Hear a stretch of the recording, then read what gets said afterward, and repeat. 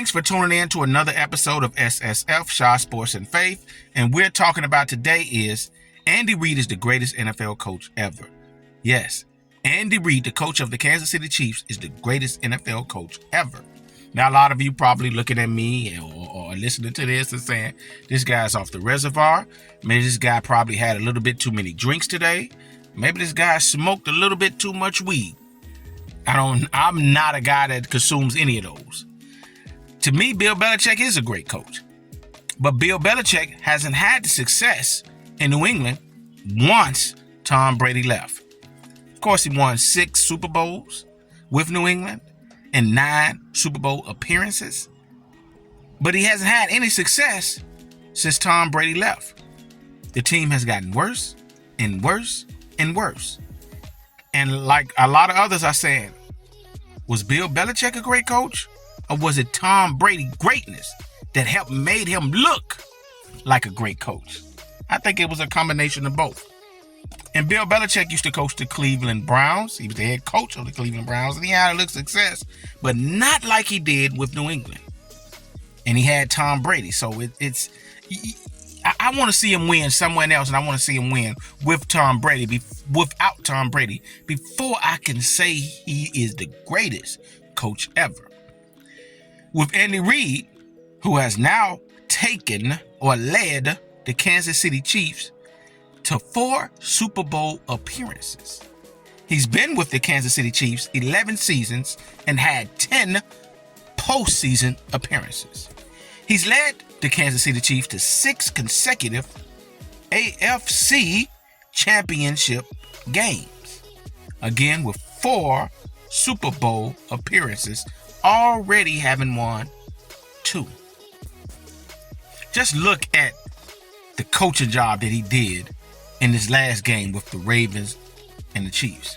The Ravens came in 13-4, having what everybody assumes Lamar Jackson is the MVP of the league, a guy that has progressed into a pretty solid passer of the ball. We already know he's great at running the ball. The defense is elite. The defense was number 1 in the league. Number 1 in scoring. They didn't allow you to score too many points on them. I want to say 16 points. They was number 1 in sacks, number 1 in takeaways. And number 1 on offense, number 1 in rushing yards. One of the top offenses in the league, led by Lamar Jackson. Kansas City was number 2 in defense, elite defense, but struggled a little bit on offense.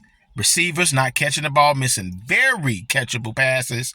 The offense that's not looking in sync like that. And when you used to Kansas City, who was led by Patrick Mahomes and coached by Andy Reid as being an elite offense, you was wondering, man, these guys ain't making it to the Super Bowl. And to get even to the conference championship, I was wondering could they beat the Bills, but they did. And now I was like, man, there's no way they're going to beat Lamar Jackson the way he's looking.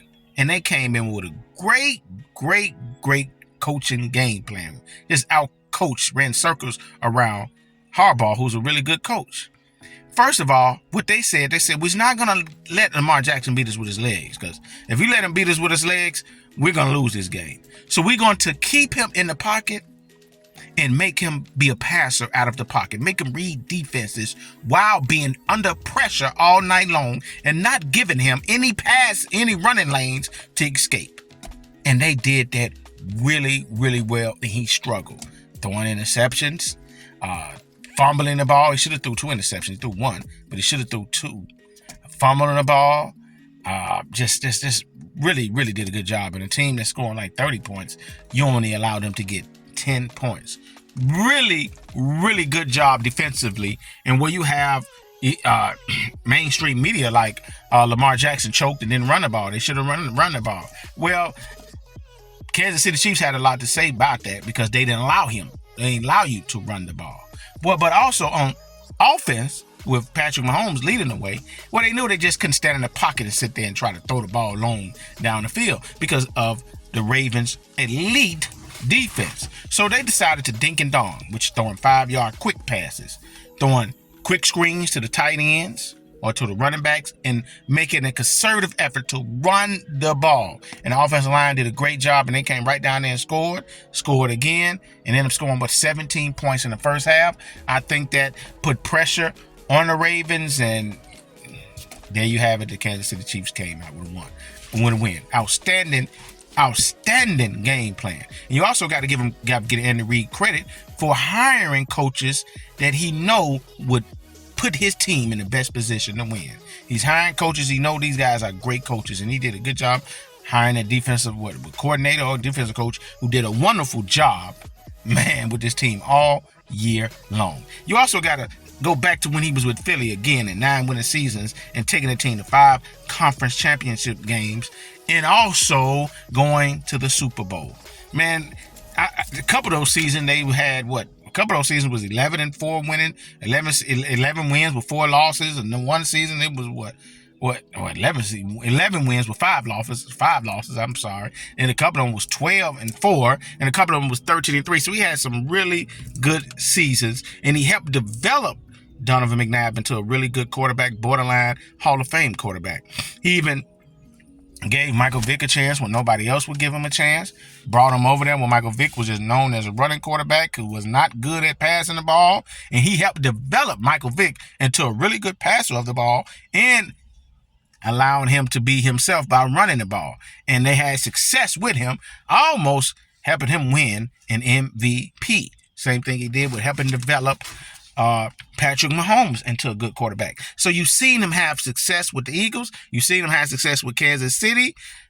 You've seen him lose players and continue to win. He didn't even have that for a lot of time. Even with Philly, he didn't have that greater talent at receiver other than Terrell Owens when they went to the Super Bowl. This guy is a great coach, great at developing talent, great at picking talent, great at picking coaches, and great at coming up with game plans and making adjustments to help his team win.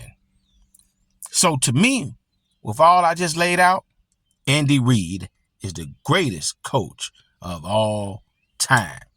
Comment, like, share. Tell me what you guys think. Tell me if you agree or disagree, and I would definitely engage with you in the comment section.